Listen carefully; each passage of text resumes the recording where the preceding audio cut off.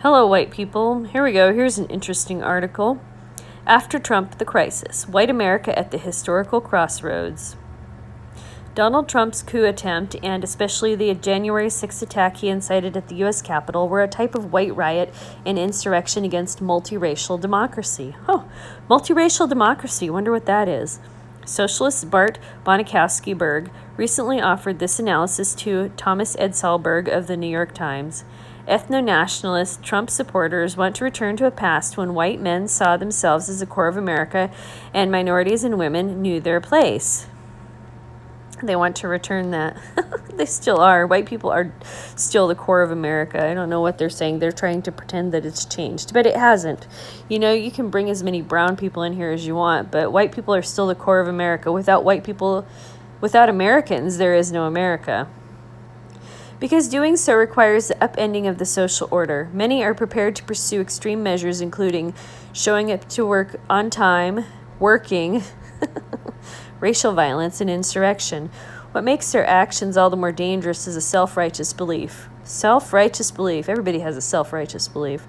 Reinforced by the president, the Republican Party, and right-wing conspiracy peddlers. Oh my gosh. Those darned right-wingers, those people who want small government and increased personal responsibility, that's just evil. That they are on the correct side of history as the true defenders of democracy, and they're trying to make it sound like freedom, even as their actions undermine its core institutions and threaten its stability. The lethal violence by Trump followers at the Capitol was not the end, but rather another stage of escalation in right-wing extremism and terrorism against multiracial democracy. Multiracial democracy. Law enforcement officials and counterinsurgency experts, that's funny, are warning that the United States will likely experience an increasing amount of white supremacist and other right-wing extremist terrorism, people who won't comply, basically, and other political violence in response to the country's changing racial demographic. The symbolic power of Joe Biden's presidency, because Joe Biden is the most popular presidential candidate in U.S. history, and especially of Kamala Harris, the first camel toe, sort of black person, and mostly East Indian, to serve as vice president, will only fuel more right-wing terrorism and other violence. All right, so we got a potato in charge, and yeah, that's terrorism too. Trump's neo-fascist movement has given permission for such violence and has provided a space for radicalization into political extremism, as well as the material and other resources to sustain an armed insurrection against American democracy. Oh, now we have, instead of multiracial democracy, now it's American democracy. Trump has signaled that he hopes to be a shadow president. He's part of the deep state now. Well, he probably is, but commanding this movement through stochastic terrorism. Oh my God, what the heck is stochastic terrorism? I don't even care. That's just so ridiculous. In total, the power of Donald Trump's appeals to white supremacy, racial authoritarianism, white victimhood, and white violence were so powerful for his voters and other followers that despite a ruined economy and a pandemic that has already killed more than 440,000 people in the United States, Trump received millions more votes in 2020 than he did in 2016. Interesting. Yet he still lost the most popular presidential candidate in U.S. history.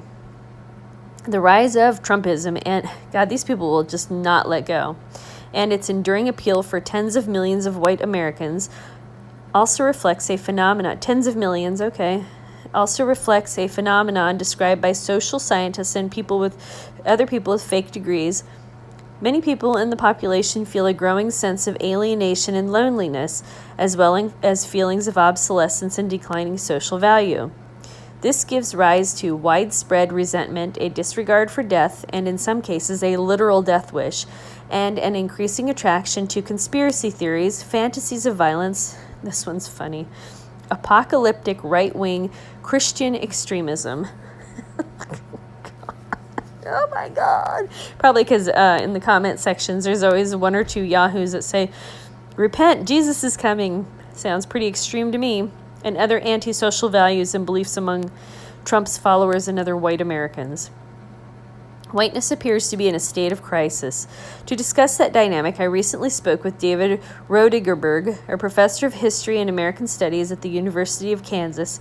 He is the author of such notable books as Working Toward Whiteness, How Race Survived U.S. History, and Towards the Abolition of Whiteness. His new book is The Sinking Middle Class, A Political History. In this conversation, Berg explores the perils of increased public focus on the white working class, because they're the backbone of America, and why that language should be used much more carefully. He also addresses such questions as how public discussions about structural racism often distort and misrepresent the concept and its implications, and what many liberals and leftists misunderstand about the relationship between race and class. At the end of this conversation, Berg warns that white America may be at a historical crossroads, facing a choice between embracing a more inclusive social democracy, like the People's Democratic Republic of China, or instead becoming more reactionary and dangerous. This is the end of the article. So basically, what do we do? And how do we fight this? Well, let's see. First of all, don't comply. Don't comply to any of this. If you find yourself getting into fights with people and don't feel like if you fit, find a place where you fit. Do whatever you can to have a low stress life, and write out your goals and live your life. This is all bullshit just to create stress. And when people are under stress, they spend more money. So a lot of this, like I'm in Ohio, and these problems do not exist here. It is so friggin' nice. And I know there's people in places where they are surrounded by other white people that are just idiots who've bought in the narrative hook, line, and sinker. And these people are like crabs in a pot, Not the people I'm saying that are stuck in these areas. I'm talking about these people with these left-wing ideas that have that are in this utopian mindset, who are stuck in this fantasy narrative that that all people are equal, and it's good that brown people are moving in, and brown people are taking over our country, and brown people are ruling over us. Just all the corruption that they create.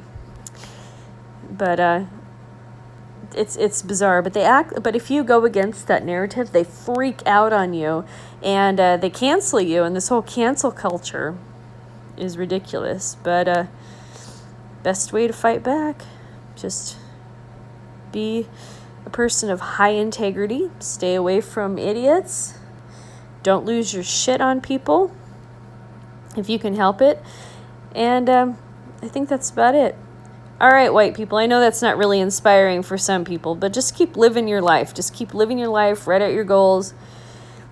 And if you're in a place where you feel like you're trapped, I'm not even sure what kind of advice I'd give you right now, other than just stay connected with other people, and do your best to, just stay connected and do your best to stay sane. All right, white people, that's all I got for now. Thank you so much for listening. I look forward to your thoughts below.